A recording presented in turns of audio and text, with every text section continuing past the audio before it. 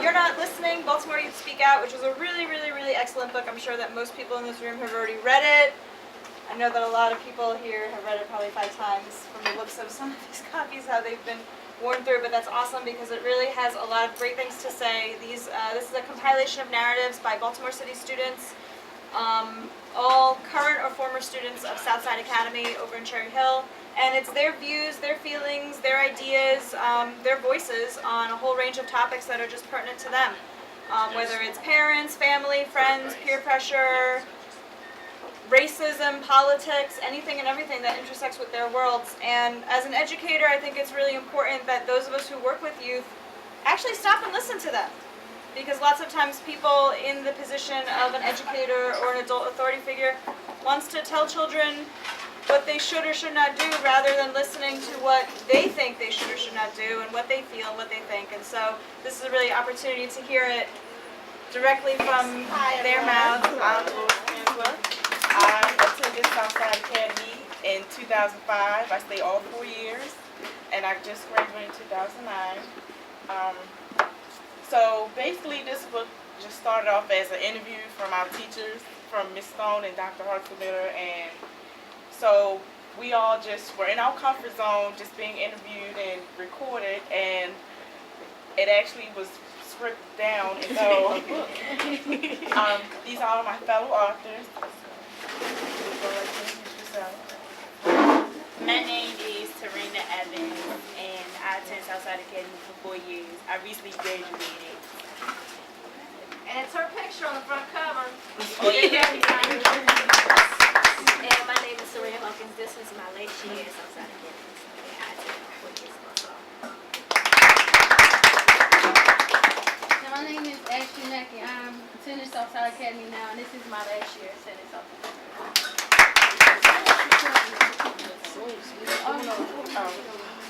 Alright, so basically we all will be reading excerpts from this book, and you all can just ask us any questions that you have. I want to say to the girl who just spoke that was really good.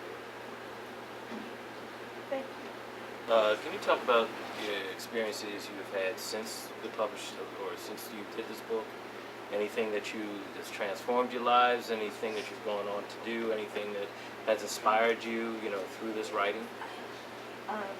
Yeah, I have a job now, and they do really talk to me about stuff. And when I told them how I felt about it, they started opening up more to me. So, and my brother, he okay. He's still bad, but he okay. He's still nothing. Do you feel like the stuff that happened in your past will alter your future? No, I don't let it alter my future. I try to keep all my stuff in my past and my past.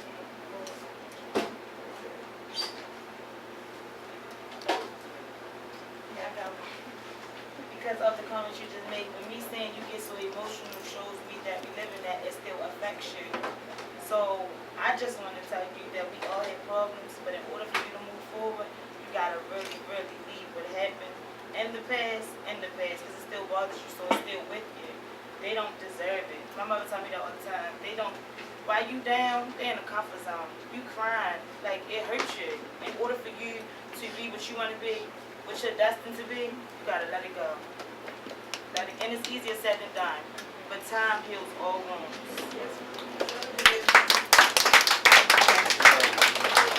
And forgive my ignorance. Did y'all write this during like an extra period during the school year, or did you have a concerted effort from an English teacher? I'm I'm really curious because next year I'm starting my first year of teaching over at Edmonton West Side. And it's sort of serendipitous that I came here today. I was preparing to teach Romeo and Juliet, and y'all just happened to be here at the same time I was here, which I'm really fortunate about. So You are actually sitting in a room full of Southside teachers. We have That's Dr. Cindy Hartzler-Miller over That's here, wise. Miss Burns, Miss Stone, Miss Frazier. Katie Duda, Miss Frazier. And they all actually had the chance to teach all of us, and I guess they just felt that we need to speak our piece. And they all just sat there, they speak to us individually, and they just came up with this idea to interview us and create a book and let everyone know that you're not listening. Y'all won't hear from me to the second round, but I just wanted to say, like, Southside was like a family. Like, our school was this big, but like it was a good environment because we knew everybody. You get what I'm saying? Like, we could sit down and talk to our teachers. We didn't have to be hiding in a corner like, I'm sad, I don't know what to do, because we had Miss Stone, we had Miss Duda, we had teachers that's not here today that we could talk to. Miss Dana Johnson, like, we had people to talk to. That's one thing that we all, I don't know if I'm speaking for everybody, but we can all like sit down and be like, I had a good high school because we was a close-knit family. And they weren't just teachers. Like, I go to Miss Stonehouse now. Like, I'm in college and I call Miss Burns for my math, or like Miss Duda actually edited my essays for college. And they don't have to do that. That's not a part of their job description. They don't get paid for that. None of that. They don't even get commissions off this book, but they sat there, and I feel like I cannot disappoint them. Like, because you went this far for me, I have to push you. Now I have to do this for you. So then, if you would, could you indulge me? Each one of you say one thing that you wish, like, your teacher would do, like just one thing. That'd be amazing. Like, I think it'd be amazing. I'm sure there's plenty of others like this. I'm sorry, before you answer that, can I just say one thing? De'Ara, she mentioned a very important word. She mentioned the word family. One thing Southside Academy had, and Dolores spoke on it, it was a unique situation. We have a student, and she's still our student, who did not graduate with us. But she was so powerful in the building. You can hear her movement when she stepped through the building. Her name is Denira. Like, her heart. You know, she said something to Soraya. And the students like Denira that help us as teachers move forward and cater to the students, because the students come to us broken. We cater to broken students. And what we did was we gave them our heart, because we found that when we gave them our heart, they gave us their best, no matter what. No matter what. If she had a bad day, it could be first period. She will find somebody. She could be in my stone room from 3rd period to 3 o'clock, 3:35. But by 4 o'clock, she was okay because she needed their break. Now, all schools are not set up that way. But because we were a nest, and I understood, Miss Stone said, Miss Burns, I had the near today. That's fine.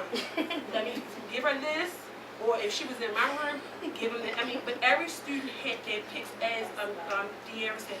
Each student had their personal pick of a teacher. It didn't make a difference what subject area, and we understood it as a group. So you're going in a situation or an environment that is nasty. But in your setting, you have to build a relationship with your children, and it doesn't happen overnight. And your school is not, I can't say it's not geared around that, but you have to find it.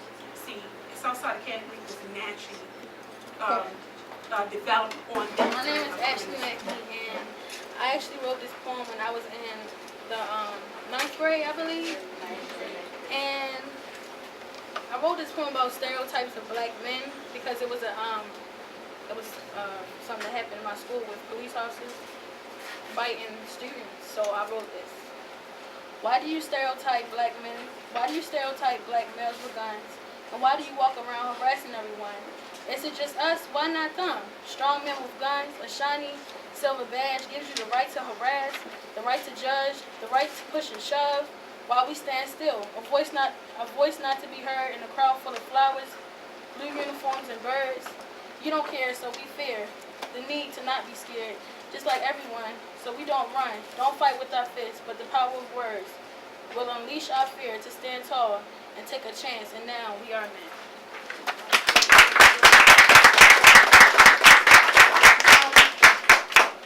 I have this one poem that I wrote for Miss Stone, dedicated to Miss Stone. And those of you that over years.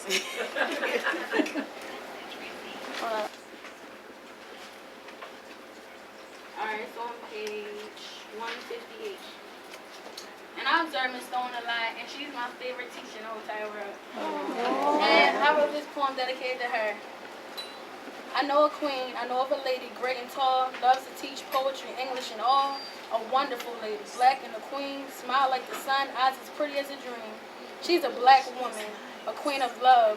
Although her throne hasn't arisen, her crown is above. Although she looks peaceful, pain in her eyes. Above it all, she survives. She survives the pain and the hurt of what people say. She's a strong black woman with bravery painted on her face. Again, my name is Manira Anderson. And when I first learned about this event, I was excited. I could hardly wait. Because I thought it was just going to be like a book signing. I was thinking, I'm getting famous. I invited my whole family, my whole family in the audience. But once I got here and I started listening to the introductions and the things the young ladies were saying, I started to feel like I wasn't in my comfort zone. I started to feel like I didn't deserve to be here, if you want me to be honest. But after talking to Miss Stone, I now understand that I'm not these girls. And it's something that we don't have in common. And I learned today that it does bother me because they're graduates, they're in college. Me, however, I didn't walk that road. And it bothers me. It does, but I refuse to let it define me. So even though I don't have that sheet of paper, I'm still here with these young ladies, and I'm doing the things that these young ladies are doing, and it's not too late for me. And it's just something I had to say for me. Thank you, Ms. Stone. Something I had to say for me because it was bothering me, and I felt like I should not have felt like I did not deserve to be here because I worked just as hard as anyone else. You guys had some issues with the way that your language was in the book because you were recorded, and I just wanted to say that that's a big difference between how you were interviewed.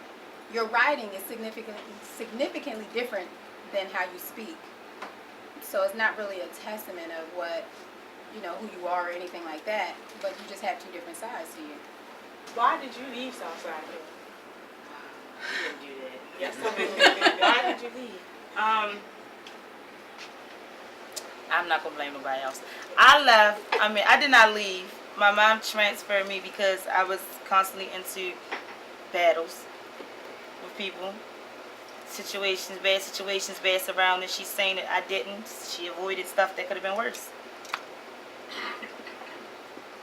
To the three of you, as three young black females in Baltimore City, do you feel as though that you have to be two different people? You lost me.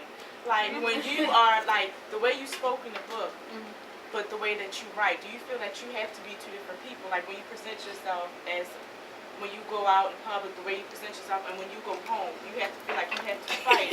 I disagree with. I'm De'Ara regardless. Like I'm goofy.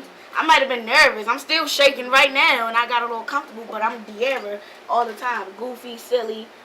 And sometimes my grandma might be a little slap. I say, "Yo, what's up?" And I'm talking to a professor, but he won't understand because that's me. I can't change who I am. I agree, but I was going to say the same thing. Like, I should never be. That's why it bothered me, and I had to let that be known that's how I felt in the beginning, to let you know that, yeah, I backtracked, but I'm back now. And I should never be somebody that I'm not. This comment is to actually all three of you, because all three of you are in different classes, right? So, like, how can you express the progression of the classes? Because Danira, and Simone actually were all part of the same class. And I felt as though, like, that class was a very competitive class. Like, we all were different. Every last one of us, but we competed so hard that it pushed each other. That's good. That's good. So, like, how did that from 2009 change to 2010 and 2011? When I first started Southside Academy, the class of 2007, they were like my big brothers, my big sisters. And I really seen the change because as the classes went on, the classes of 2008, they didn't look out for us like the class of 2007. The class of 2009, I'm sorry. The class of 2009, you understand, like it progressed more because when I came there, like I was like looking up to people like, wow. She's smart. Like, it was a girl named Ashley. I don't know what, did she graduate the class 2007 with the glasses? Short, Miss Bynes? You know what I'm talking about? When I started in 9th grade, I was like, I want to be like her. Y'all hear all the awards y'all hear all the awards she just got? I get up there, I get 2 awards. I don't think it's the students. I think it's the teachers. I think, back to what he said, or the question he had, it's your dedication. And you never know what a child's coming home from and entering into. So maybe a child is expecting the teacher to be a certain way. And if I go in your class and you look like you really don't want to be there and you're going to throw paper at me after you explain one line, I'm not going to want to be there. I'm not going to be there. But if you're a teacher, like I said, my teachers was dedicated. My class was dedicated. And that was a good question because I seen the difference. When we left, when we was there, Miss Stone class, Miss Stone and Miss Burns class, they was the funnest classes ever. I'm terrible in math. I've been a Sylvan Learning Center since the 2nd grade. I'm terrible in math, but I was in Miss Burns class because she made it easy for me. She did not judge me. She did not, point me out because she know I ain't know it, but she took her time and she helped me. It's like, it's your dedication. And the students, whether you believe it or not, they see it. And if you're not dedicated, then we not going to be dedicated. So, For me, I started in 97 teaching. Literally here at 7. And I thought all children had the same lifestyle that I had. I grew up with both my mother and father, and I thought all students had that type of environment. It wasn't until I got to 7 and I learned the children that taught me that everyone's lifestyle and situation is not the same. So they taught me how to respect each and every individual student because they were individual. And then from there I went to Southside Academy where, as you know, that started out love. That started out from a woman who grew up in Cherry Hill. She grew up with my dad. So in Cherry Hill, when Cherry Hill was first developed, it was developed for families. It was developed for African American families, men who came from the service, and that was the only place that they could take their families to live affordably. So that community, it was a community, but there was a whole lot of families helping one another to see children like yourself and myself become successful. So she had that, and she taught her teachers, she taught us as teachers, because we all had our own agenda when it came to teaching. And like you said, teaching is a gift. It is a gift from God. But she taught us how to love and taught us how to look at students as our own students. So that's why when, like Dolores said, I still go to Miss Stonehouse. You guys come to our houses. You guys call us all hours of the night. Just whatever. And the thing about it is, we don't even think twice. We don't think twice when we do things. And it's not just Southside Academy. I know we keep talking about Southside Academy because that was a unique experience. I still today, I hurt. I'm no longer at Southside Academy, but I still have pain in my heart that I'm not there because of the love. I mean, it was what, for me, and Ms. Stone can tell you, and Ms. Judah, for me, I want to know for all the panelists, because I haven't seen you in a while, I'll talk to you. I want to know what lies in your future. What are you up to now? What new goals have you set? For those of you who have graduated, what new goals have you set for yourself? What's going Well, on? when I was attending the Southside Academy, I did Jersey C for 3 years. And I said when I graduated, I wanted to go to the Army. But I'm a young cat, so they told me that I couldn't go because I was too young. So I decided to attend school for nursing. So that's what I'm attending school for nursing.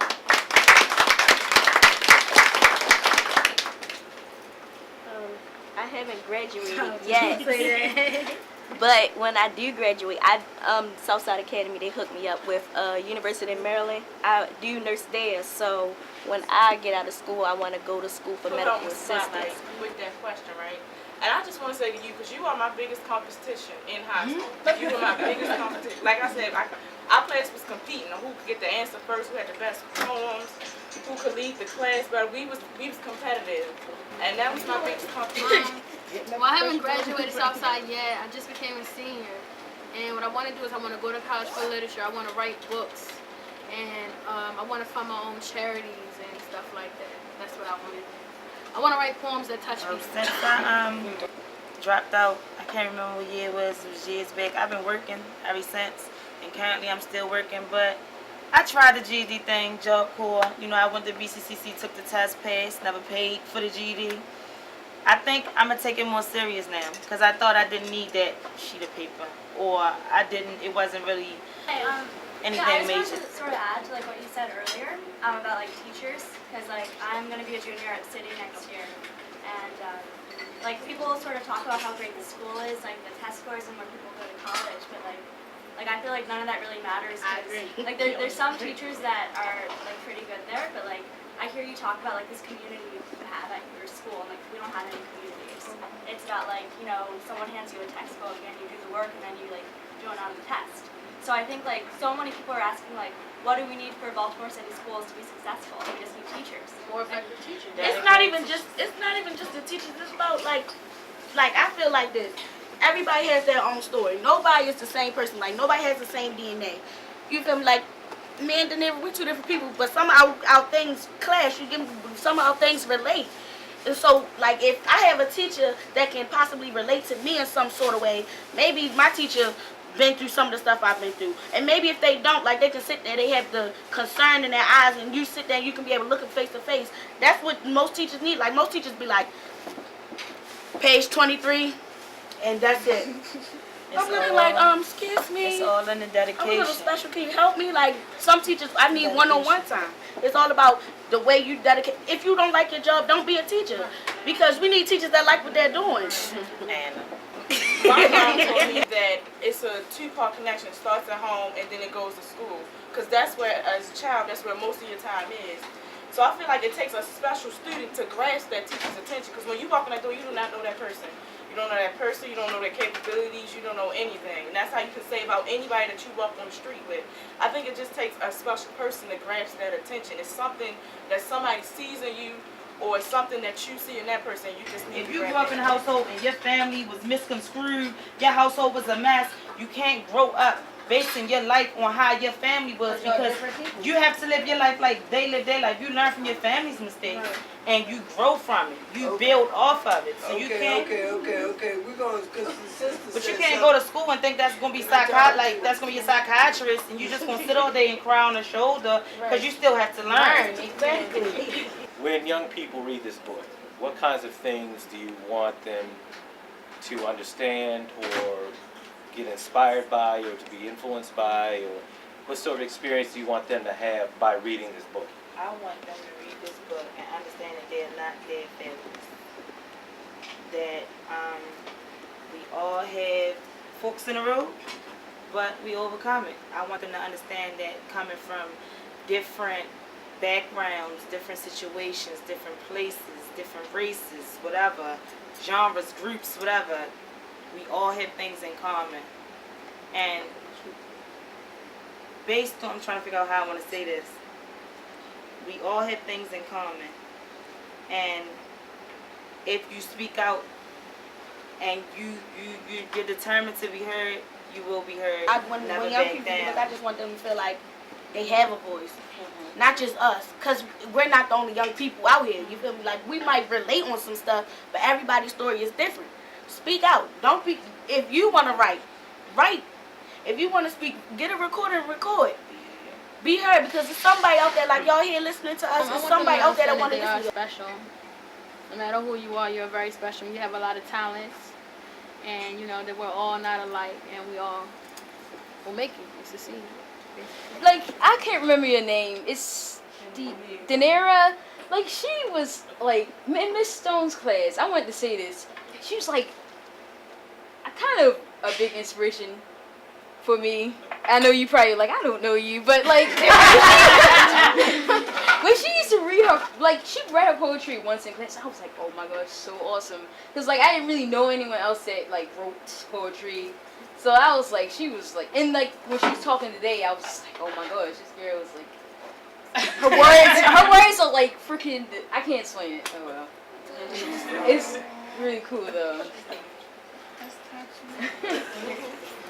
I guess I can ask you the same question. What do you want people to experience from your work? She stole my answer like she always do. I do. I want them to know that they have a voice. Like personally for my, what in the world? Don't worry. But like personally, from my experience of being one of the people in school, everybody can tell you I was a little weird. I used to wear my own little crazy outfits. I used to be characters. I want people like that, like people that has bad family background, to know that someone's listening. You're not the only one, and you're not, because I felt a little alone 9th, 10th grade year. I was like, damn, I'm the only weird person in school. Then I met like Simone and my other friends. But there's somebody out there like you, and there's somebody listening, somebody that cares. That's what I want people to know.